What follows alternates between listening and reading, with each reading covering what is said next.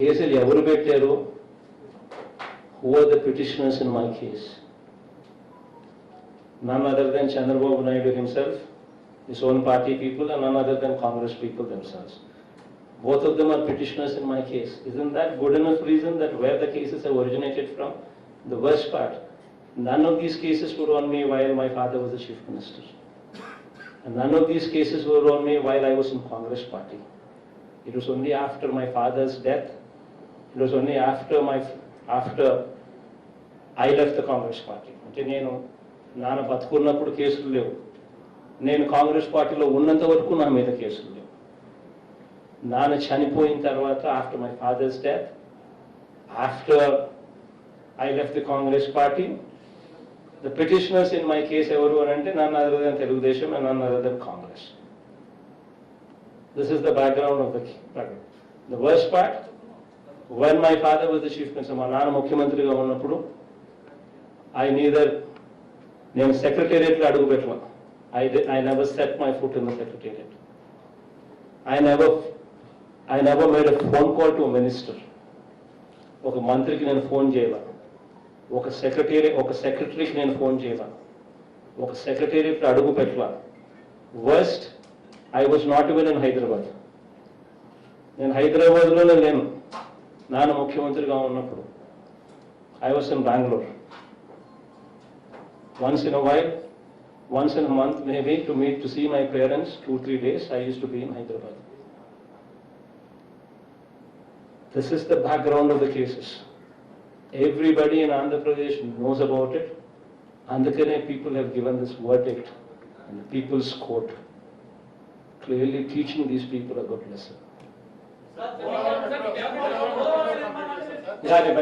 Major questions అయిపోయినాయి కదా, English medium వెళ్ళిపోయి అన్ని అవే కదా.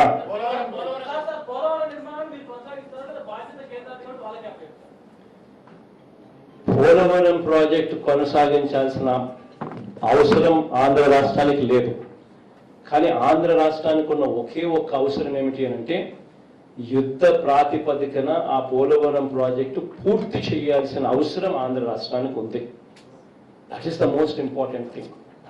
కాబట్టి ఏ చర్యలు తీసుకున్నా కూడా, అది కూడా నువ్వు చెప్పినట్టుగా ఒకవేళ క్యాన్సిల్ చేసి రివర్స్ టెండరింగ్ పిలిచి వెంటనే ఈ మేరకు లాభాలు ఈ మేరకు మిగిలిచ్చే కార్యక్రమం, ఈ మేరకు స్కామ్ జరిగిందని చెప్పి కూడా చూపించే కార్యక్రమం చేయాల్సిన అవసరమే ఉంటే చేస్తాం.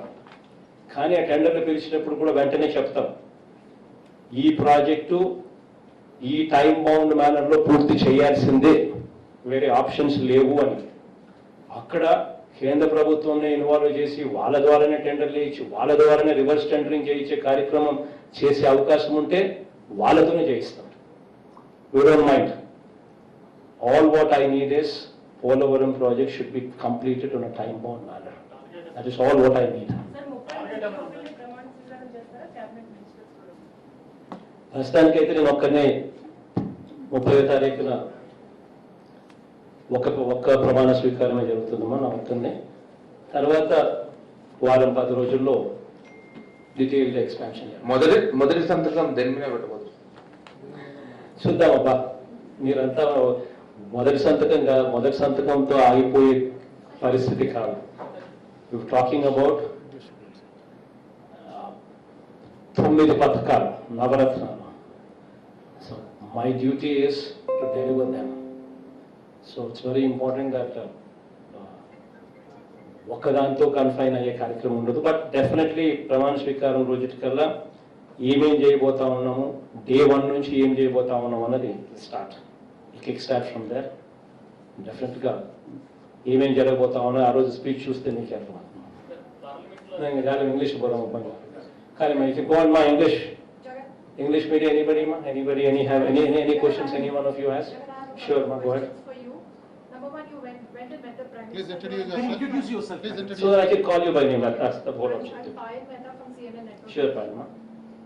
You went and met the Prime Minister, the premise on which you said that you wanted to come to power only so that you can assure special status for the state of Andhra Pradesh.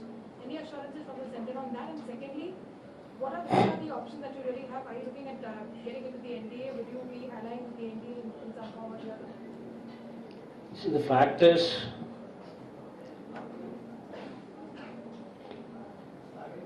had these numbers been 250, what I prayed for literally, it would have been a wonderful moment for the states. A word what was given on the floor of the House was not delivered.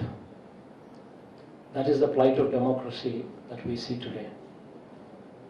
But yes, unfortunately, since those numbers are not 250 that we were hoping for, and since these numbers are 340 and odd, what have actually been a reality, there is very little that we can do in demanding or in commanding.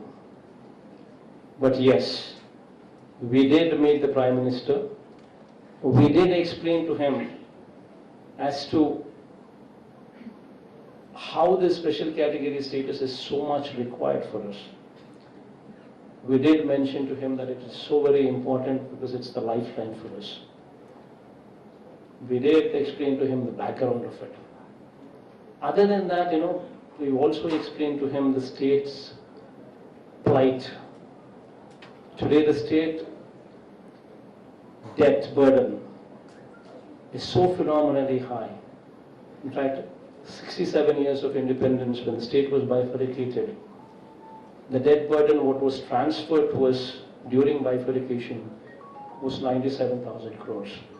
In these 5 years, our debt has actually swelled to 2,58,000 crore rupees.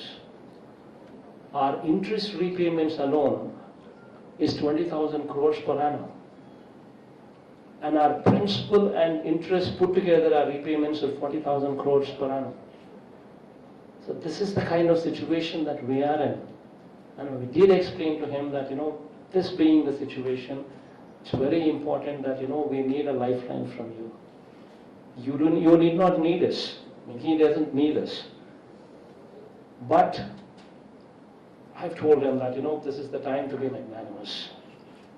This is the time now that you are in a position of strength. Someone being in position of strength, being in position of strength, and not having the need to do it, but yet doing it for the people of a particular state because a word was given as a precondition for bifurcation. And that kind of magnanimity, this is the time to actually exhibit.